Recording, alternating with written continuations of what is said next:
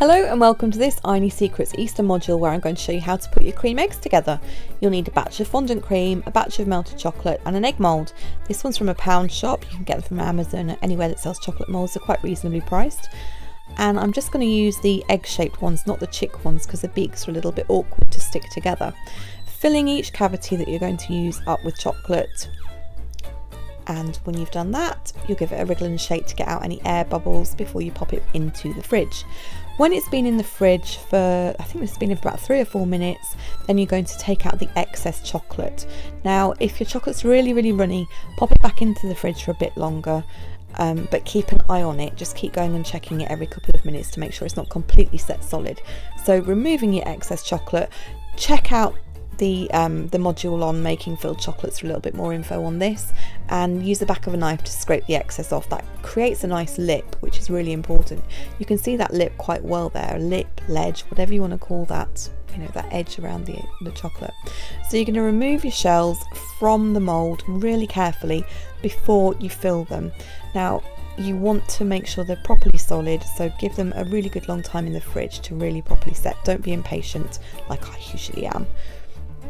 So pop them down on your work surface, and when you've done that, you're going to get your fondant and give it a really good whisk up to make sure it's nice and workable, and then you're going to use about half a teaspoon of the white fondant in the cavity of the eggshell. It depends on the size obviously of the egg. If it's a big one you'll use more, but these are quite small. And when you've done that, you are going to use the orange fondant for your yolk. And it's really important to try not to get fondant around the edge of the egg and to not put so much in that it comes above the level of the chocolate, otherwise it's just going to ooze out and make a sticky mess. So pop in your little bit of yolk in the middle. You could use your fingers. I was trying to look professional and tidy by using a spoon, whatever works for you. And when you've done that, here's the trick.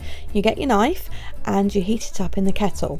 Now you could use the edge of the kettle, or you could put it in the water, whatever, but make sure it's dry before you run the edge of the knife around the edge of the shell. You can see why that lip was important now. So you're melting a little bit of the edge and that acts as a glue. Then you take your other half, pop it down on the top and squeeze it down. As you can see, we've got a little bit of oozage there, it's fine, and we've got a bit of a gap. We can deal with that. You can either spoon some chocolate into the gap, or if you're really good with a piping bag, you can pipe it, whatever. And if you've still got some, you know, space after that's been in the fridge and set, you can fill that up again. I couldn't be bothered, I'm happy with that, it's sealed, it's fine.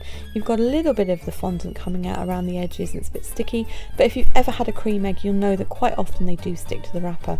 And here we go, compare and contrast. The pale one obviously is the real thing and the dark one is mine, but I think it looks pretty good. The consistency is good, the taste is good. Yeah, have fun making them. Happy Easter!